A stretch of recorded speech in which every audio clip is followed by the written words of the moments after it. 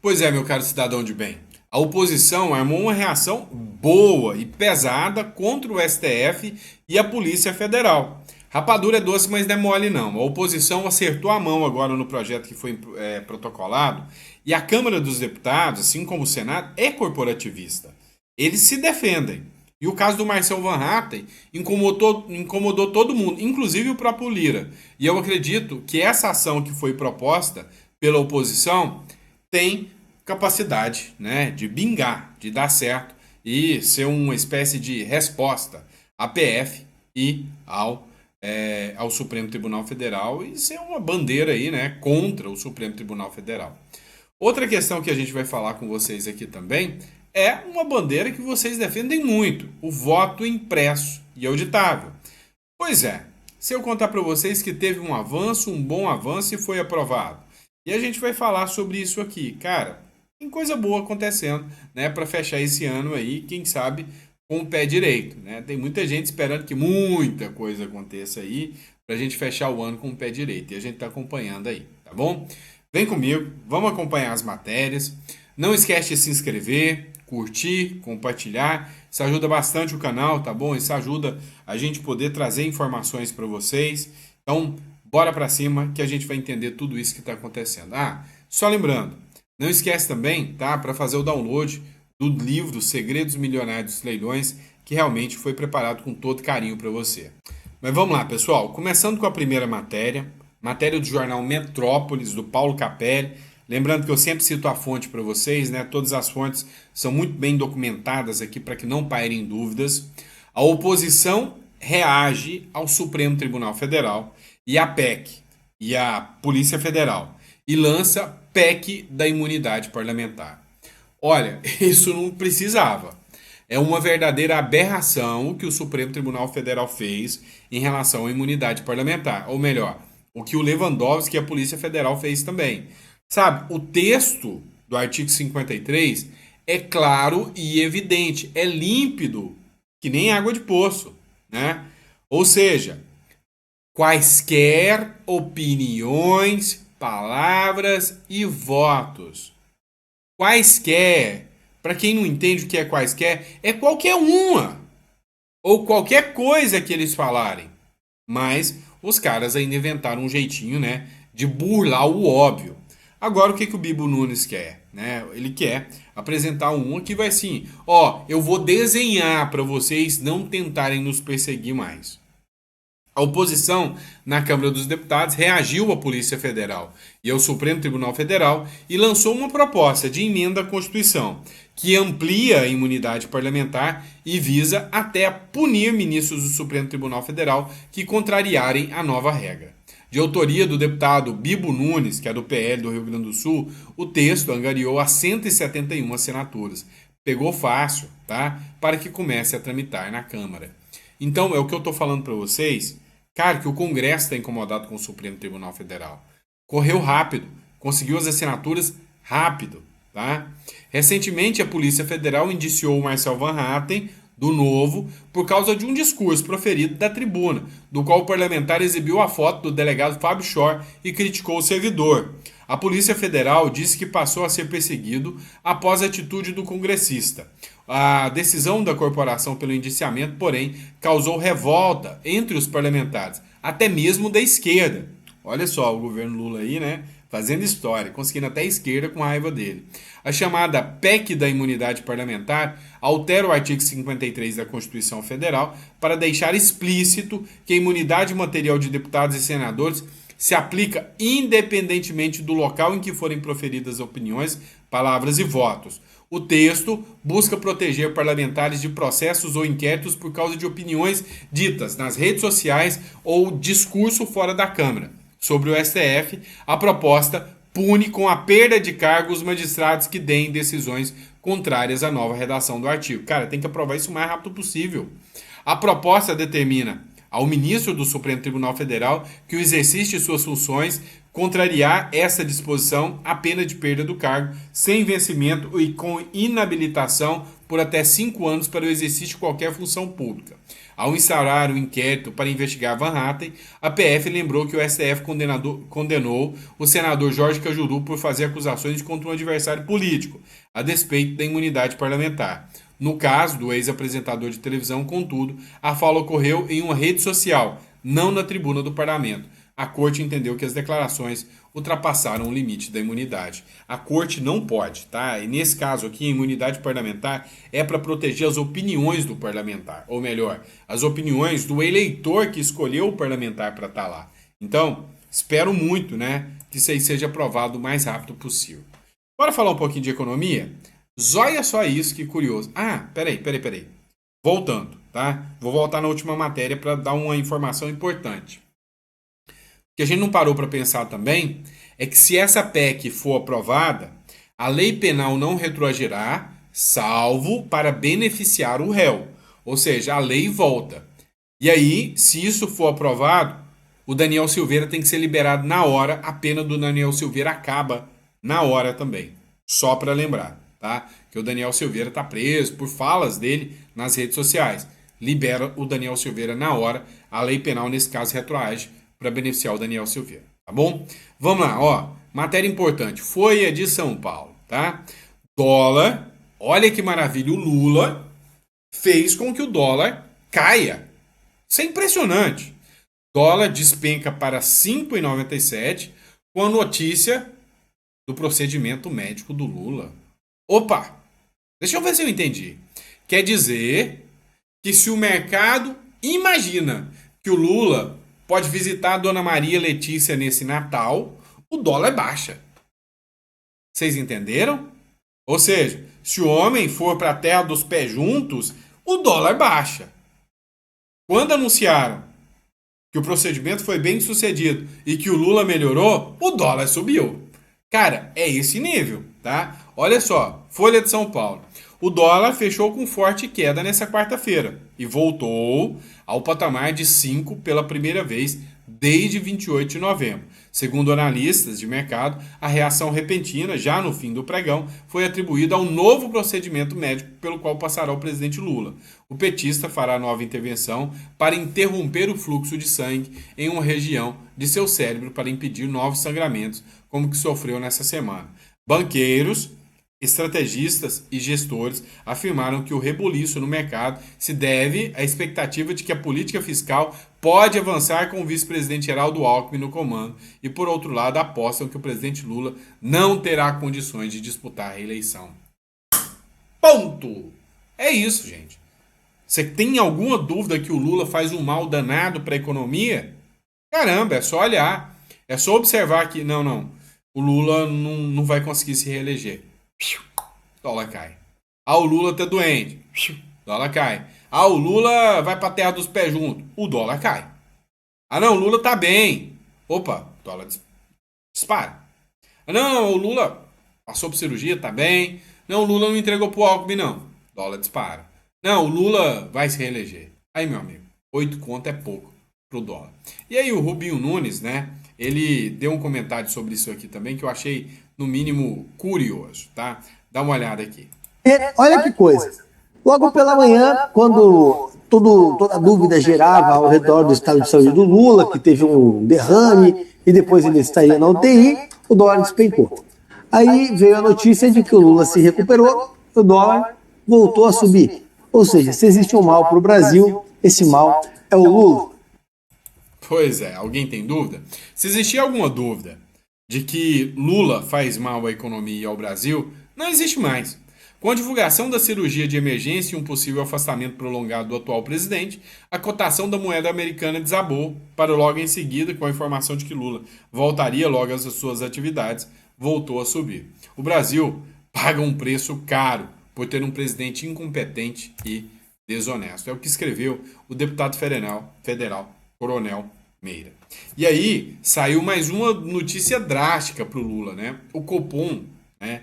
O Copom é o órgão responsável por organizar, né, a taxa de juros.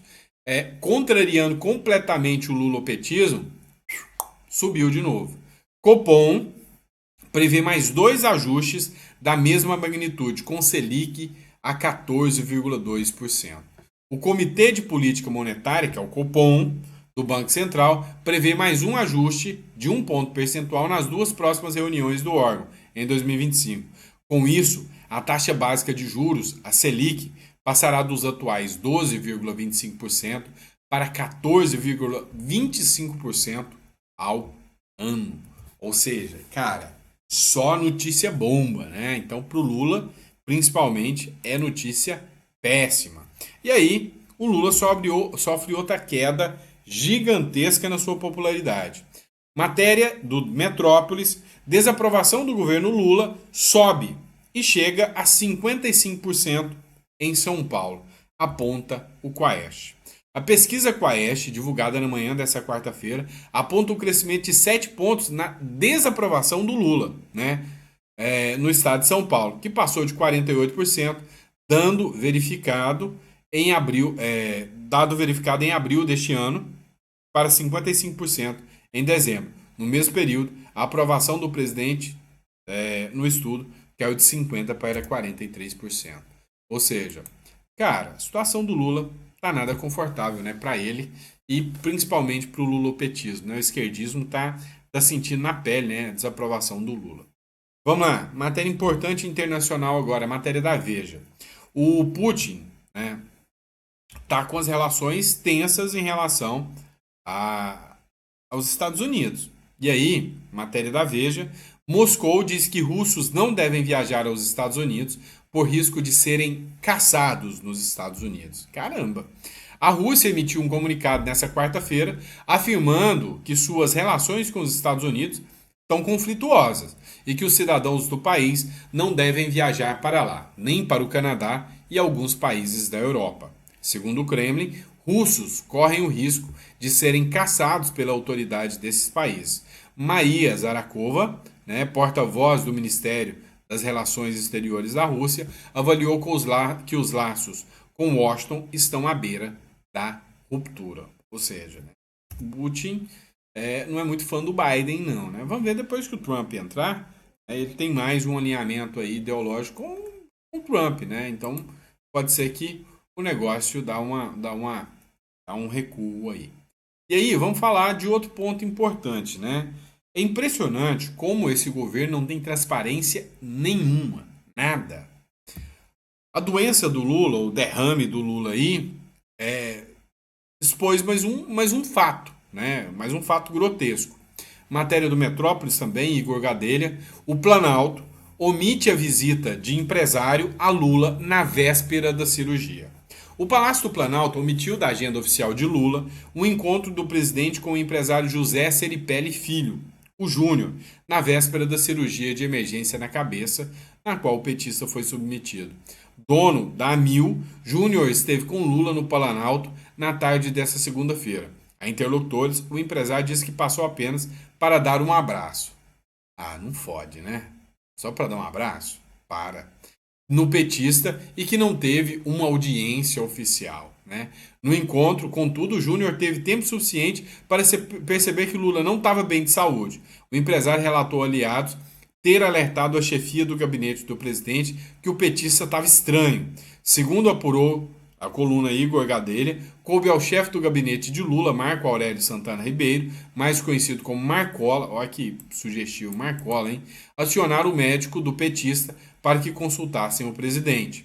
Como noticiou a coluna, Lula demonstrou forte indisposição ao longo do expediente de trabalho na segunda-feira no Planalto. Segundo ministros, ele estava sonolento e com forte dor de cabeça. Né? Segundo o empresário aqui, falando nada com nada, né? Desconexo da realidade, né? Nitidamente não estava muito bem. E aí, né, o lulopetismo, a Secretaria de Comunicação do PT, não tem outro plano. O plano A, B e C é Lula. Por quê? Porque não conseguiram formar um outro nome que possa vencer. A direita formou Tarcísio, formou Caiado, apareceu o Marçal agora, tem o Bolsonaro, óbvio, tem a Michele, né? Tem o Cleitinho, tem o Marcel, tem um monte de nome que o cara de direita vota de olhos fechados. Já a esquerda Cara, é um jogo de poder tão pesado que os caras, para aprovar alguém, é fácil não, né? Lula é o nosso plano A, B e C em 2026, diz chefe de comunicação do PT. Secretário de comunicação do PT, o deputado federal Gilmar Tato, afirma que Lula é o plano A, B e C do partido para disputar a presidência em 2026. A declaração foi dada à coluna nesta terça-feira, após o presidente ser internado no Hospital Sírio-Libanês para tratar uma hemorragia intracraniana. Cara, Lula não aguenta, tá? O estado de saúde do Lula tá nítido que ele não tá bem, não conseguiu fazer nenhuma campanha. Sei se não acharam estranho, o Lula não conseguiu fazer campanha porra nenhuma em 2026, em 24, né? O povo ficou tudo pistola com o Lula, tudo revoltado com o Lula, que o Lula não conseguiu fazer campanha nenhuma, nada, nada, nada, nada, né? Ou seja, qual é o nível de confiança que eles têm que o Lula vai fazer uma campanha decente em 2026? Não tem nenhum nível de confiança, não tem nada, tá? Vamos falar do voto impresso? Pois é. Olha só que notícia boa para quem defende, né, maior transparência. E qual o problema de ter maior transparência, né, no pleito eleitoral? O próprio Congresso já definiu isso. A CCJ da Câmara dos Deputados aprova projeto que prevê recontagem física de votos e retoma o voto impresso. Olha só que impressionante isso aqui. Com 31 votos favoráveis e 20 contra, a Comissão de Constituição e Justiça da Câmara dos Deputados aprovou nesta quarta-feira um projeto que determina a recontagem física de votos em eleições, o que na prática retoma o voto impresso. O texto agora precisará ser votado em plenário da Câmara antes de seguir para o Senado. Ou seja, foi um passo, né? A comissão ainda tem que ir para plenário. A pauta da casa é de competência do presidente Arthur Lira, do PP, que já colocou o tema em votação em 2021, que foi rejeitado na ocasião. O deputado Hugo Mota, republicanos, que deve suceder Lira na cadeira, se ausentou daquela votação e, na prática, contribui para a rejeição da proposta. Então, o que acontece? O cara que vai entrar no lugar do Lira, né, deu uma sinalização que é contrário a isso. Mas o que acontece? É nítido. Quais foram os deputados que votaram contra? A Left People, né, a galera da esquerda. Por que da Left People? Por que a galera da esquerda? Porque talvez não queira transparência. Afinal, se a direita cobra transparência, é transparência para a esquerda vencer ou para a direita vencer, né? Agora, se a esquerda não quer a transparência, aí é porque é muito esquisito. Quem não quer mais transparência no processo eleitoral? É quem, né, tem algum rabo preso. Né? É estranho, no mínimo, muito estranho, né? Um espectro político aí não querer a transparência. E por falar em não querer transparência, lá vem o Fux. In Fux with Trust. Lembra disso? Quem lembra dessa, né? Ó, in Fux with Trust, né? O Moro falando. Pois é, durante a Lava Jato, quando o Lula foi para a mão do Fux, né? Do Fux. Fux não, eu tô de sacanagem, tá? Do Fux, né? Ele escreveu o seguinte, ó. Não, pode mandar pro Fux, que no Fux a gente confia, em Fux we trust. Pois é, não dá para confiar muito não, porque o Fux acompanhou o Toffoli e votaram para remover conteúdo das redes sociais sem ordem judicial, ou seja, uma violação ao devido processo legal, uma violação à Constituição, uma violação à opção do Congresso Nacional e à decisão do Congresso Nacional. Para mim, né, um abuso isso aqui. A Comissão de Relações Exteriores de Defesa Nacional da Câmara dos Deputados revogou nesta quarta-feira o decreto do presidente Luiz Inácio Lula da Silva, que concedeu a Ordem do Cruzeiro do Sul a Bashar al-Assad. Eles erraram na matéria aqui, viu? Não foi eu, não. Pra quem tá vendo aqui, tá? Mas eu vou falar disso também. O que aconteceu? O Fux deu o voto. E no voto dele, o Fux, ele... Foi o Metrópolis que errou, tá? O Fux, ele deu a decisão e no voto dele pela regulamentação das redes sociais, tá? Pela regulamentação das redes sociais. E aí, meu amigo, assim, é nítido, né? Que eles não querem que você cobre. Para mim, é dar uma carta de euforia a político corrupto, né? É isso que é essa decisão do Supremo Tribunal Federal. Agora vamos lá. Derrota do Lula, né? A comissão da Câmara revoga a medalha dada por Lula a Assad em 2010, né? O Eduardo Bolsonaro chegou a fazer uma postagem dizendo o seguinte: olha, espia só, Lula não pode ver um ditador que quer correr e abraçar ele. Mentira não, é verdade. Só que se falasse isso perto da eleição, dava fake news e multa, tá? A Comissão de Relações Exteriores e de Defesa Nacional da Câmara dos Deputados revogou na quarta-feira, agora, ontem, tá? O decreto do presidente Luiz Inácio Lula da Silva, que concedeu a ordem do Cruzeiro do Sul a Bashar al-Assad, presidente deposto da Síria por rebeldes no último domingo. Lula assinou o decreto em 2010, durante o segundo mandato na presidência. A anulação foi proposta por Sóstenes Cavalcante, do PL, ainda em 2018, mas pautada agora nessa quarta. O texto agora segue para a Comissão de Constituição e Justiça da Câmara. A iniciativa foi relatada pela comissão pelo deputado federal Rodrigo Valadares, que é do União. O congressista destacou que Assad não se encaixa na descrição exigida pela Ordem do Cruzeiro do Sul. O grande colar da Ordem Nacional do Cruzeiro do Sul é definido como a mais alta condecoração atribuída a cidadãos estrangeiros pelas suas reconhecidas. Olha o que o Lula vê no Bashar al-Assad. Pela sua reconhecida nobreza, honra e caráter. O Lula vê no Bashar al-Assad nobreza, honra e caráter, sendo uma forma do governo brasileiro reverenciar estrangeiros que realizem grandes feitos pelo país. Não sei como é que o Lula não deu para Maduro, né? Não sei como é que não deu. Mas é isso, né? É uma verdadeira vergonha. Pessoal, obrigado a vocês que acompanharam o nosso editorial. Quem gostou, deixa no comentário, fique até o final. Quem não gostou, manda para algum petista para passar raiva.